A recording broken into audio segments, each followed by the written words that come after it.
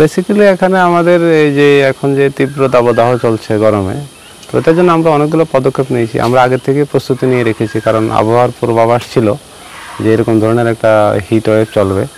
তো সেই দিক থেকে আমরা বেসিক্যালি প্রথম তো আমাদের যতগুলো মানে ওয়াটার ট্যাঙ্ক ছিল এগুলোকে আমরা পুরো মেনটেনেন্স করে একদম রেডি রেখেছি। সবগুলোতে আমরা জল দিচ্ছি এবং দিনে 2বার 3বার করে টাইম টু টাইম আমরা জল চেঞ্জ করছি। প্লাস আমাদের যে সার্ভিস রুমগুলো আছে ওখানে আমরা 2বার 3বার করে দিনে জল দিচ্ছি। প্লাস অ্যানিমেলকে বিশেষ করে হিমালয়ান ব্ল্যাক বিয়ার, লায়ন এগুলোকে বিশেষ করে 2বার 3বার করে আমরা স্নান করাচ্ছি। তাছাড়া পাশাপাশি আমাদের এখানে আমরা আইস কিউব দিচ্ছি সার্ভিস রুমগুলোতে। হিপোর জলের ট্যাঙ্কের মধ্যে আমরা আইস কিউব দিচ্ছি যাতে জলটা ঠান্ডা থাকে। হিমালয়ান ব্ল্যাক বিয়ারে এনক্লোজার আমরা দিচ্ছি, টাইগারে দিচ্ছি।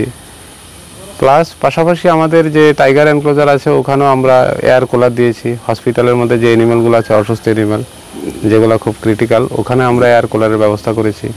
সার্বিকভাবে আমরা প্রস্তুতি নিয়েছি এবং খাওয়ার মধ্যে অ্যানিমেলের খাওয়ার মধ্যে আমরা কিছু চেঞ্জ এনেছি। যেমন ফল যাতে জলের যেসব ফলগুলোর মধ্যে জল থাকে বেশি, জলের পরিমাণ বেশি থাকে, ওইগুলোতে আমরা কোয়ান্টিটি বাড়িয়েছি। যেমন ওয়াটারমেলন বিশেষ করে আমরা 130 থেকে 140 কেজি দিচ্ছি। প্লাস প্রতিটা খাওয়ার জলের সাথে আমাদের অ্যানিমেলকে আমরা ইলেকট্রোলাইট দিচ্ছি যাতে ডিহাইড্রেশন না হয়। তো এবং যেখানে যেখানে আমাদের শেড দেওয়ার দরকার আমরা ওখানে শেড দিচ্ছি। এবং অ্যানিমেলকে যেমন কার্নিভোর অ্যানিমেলগুলো আছে মাংসগুলোকে আমরা দুপুরের পরে দিচ্ছি, কারণ এই তীব্র গরমের মধ্যে খাওয়ানোটা একটু মানে ওরা ঠিকভাবে খায় না। তো এই জন্য আমরা দুপুরের পরেই দিচ্ছি 3টা, 3:30, 4টার দিকে, যখন টেম্পারেচারটা একটু কম থাকে আর কি। তো ওভারঅল আমরা মোটামুটি আমাদের এখানে কোনো ধরনের অসুবিধা এখন অবধি হয়নি অ্যানিমেলের, এবং তারা কমফোর্টেবলই আছে।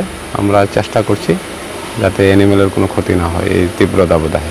চিকিৎসকদের কি মানে রেগুলার ইন্টারভেনশন রয়েছে? আমাদের ভেটেরিনারি ডক্টর যিনি আছেন রেগুলার আমরা মনিটরিং করছি কোনো অ্যানিমেলের কোনো হিট ওয়েভের কারণে কোনো ধরনের অসুস্থতা বোধ করছে কিনা। একদম টাইম টু টাইম সকাল বিকাল দুপুর রেগুলার আমরা এখানে মনিটরিং করছি। ডাক্তারবাবু এবং ওনার টিম আছে, ওরা রেগুলার মনিটরিং করছে। কোনো পশুর মধ্যে আপনারা পেয়েছেন কোনো রোগ টোগ? এখন অবধি এরকম ধরনের কোনো অসুস্থতা বোধ কোনো অ্যানিমেলের হয়েছে বা অসুস্থ হয়েছে এরকম ধরনের কোনো কিছু এখন অবধি হয়নি আজকে অবধি।